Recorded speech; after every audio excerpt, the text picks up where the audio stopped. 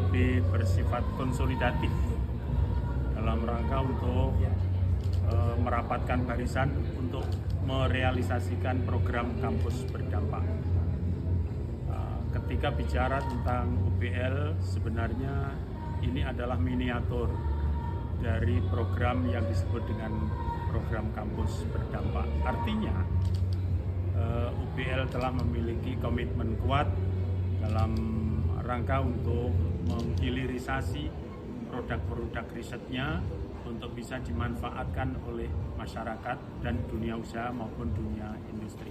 Dihadiri oleh banyak kampus, oleh banyak pimpinan, baik perguruan tinggi swasta maupun perguruan tinggi negeri ini akan dapat mengambil hikmah dan dapat juga mencari mutiara unggul yang ada di perguruan tinggi masing-masing, dan kemudian itulah yang akan dijadikan sebagai bendera untuk dikontribusikan kepada masyarakat. Memang tidak semuanya bisa atau harus seperti UPL, tetapi paling tidak semangatnya harus sama. Semangatnya ada manfaatannya untuk masyarakat. Kalau kita mengenal adanya Tridharma perguruan tinggi, kan? Kemudian bagaimana masing-masing komponen perguruan Tridharma itu harapan besarnya adalah dapat dirasakan manfaatnya oleh masyarakat. Memang kampus memiliki tanggung jawab mencetak tenaga atau SDM yang unggul, yang unggul, dan itu kewajiban utamanya untuk mencetak manusia yang unggul. Tidak hanya sekedar cerdas, tetapi dia memiliki soft skill. Nah, supaya memiliki soft skill yang komplit, maka dia harus didekatkan dengan masyarakat. Melalui apa? Melalui karya-karya yang sudah didesain oleh pendidikan tingginya. Saya kira itu. Bagaimana selayaknya atau sewajarnya kampus itu bisa bergerak gitu ya. Tadi sampaikan bahwa ya kalau dari sisi perguruan tinggi swasta itu ya biasa kita. Saya udah sampaikan juga tadi Pak kemarin, saya bilang kalau perguruan tinggi swasta nggak boleh ngeluh gitu, karena kita biasa susah. Ya, kemudian apapun kebijakan pemerintah yang kita bisa ikuti, kita ikuti.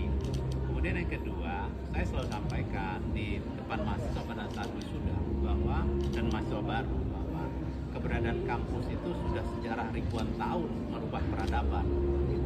Jadi jangan cuma kita bicara kamu masuk sini hanya untuk kerja, tapi kamu ikut dalam mengubah peradaban tersebut. Dan itu maka semua sumber daya kita kerahkan untuk kita bisa menjadi pencatat sejarah, berkontribusi mengubah peradaban tersebut.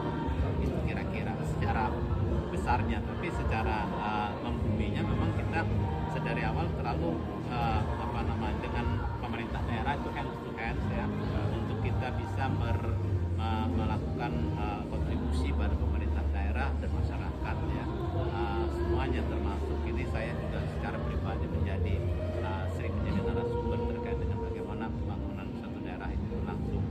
Tadi sampaikan juga Pak Wamen terkait dengan persiapan kelulusan bangunan. Tadi saya sudah mohon unjuk tangan juga.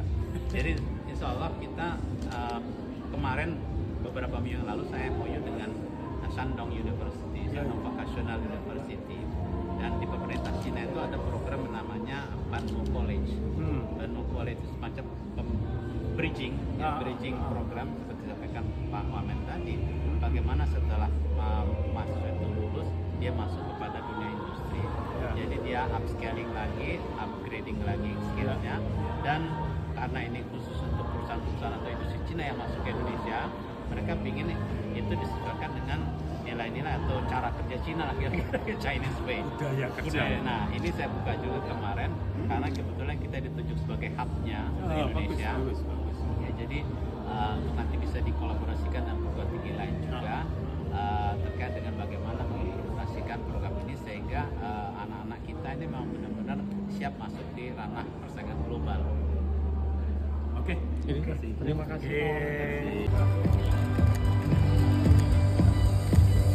Oke. Ia dilanjutkan dengan penyerahan secara simbolis buku inovasi kampus untuk negeri, sinergi inovasi, talenta, dan budaya ilmiah untuk